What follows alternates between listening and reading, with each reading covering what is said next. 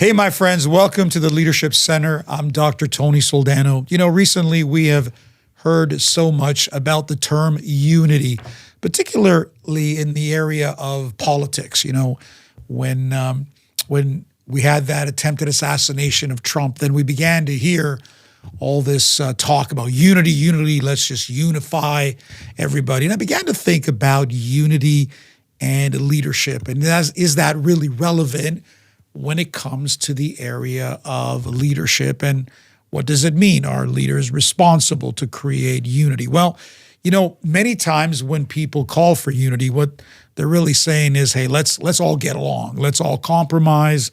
Let's put aside our differences and kind of unite around some common goal or objective. But in reality, it's a facade. It's fake.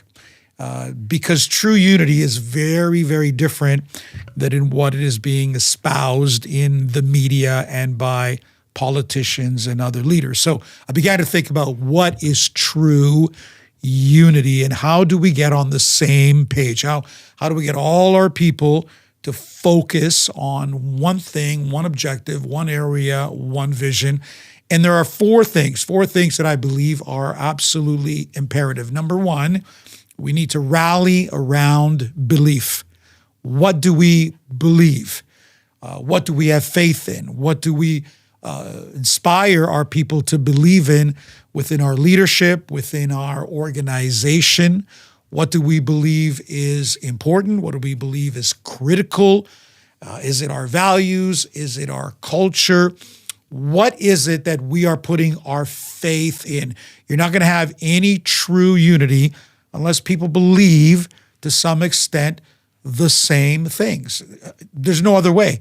There is no other way than what do we believe? Number two, closely connected to those beliefs are the absolutes.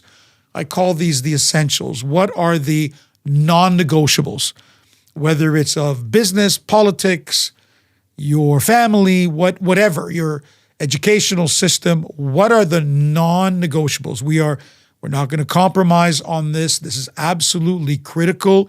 It is foundational to us as a team, and therefore we are going to rally around our absolutes because this is what's going to create unity within the team. And by the way, as people either exit the organization or they're being hired, whether they are volunteers or full-time, whether they're staff, etc., you need to ensure that, number one, they understand our beliefs.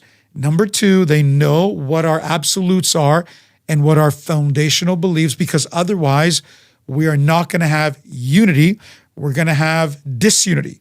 We're going to have schisms. We're going to have breakdowns within the systems. My friend, we're not talking just about this idea and concept of, let's just unify, because that's just going to go nowhere. But if you truly want unity within your organization, these two things are absolutely needed. Number one, we rally around our beliefs. Number two, we rally around our absolutes.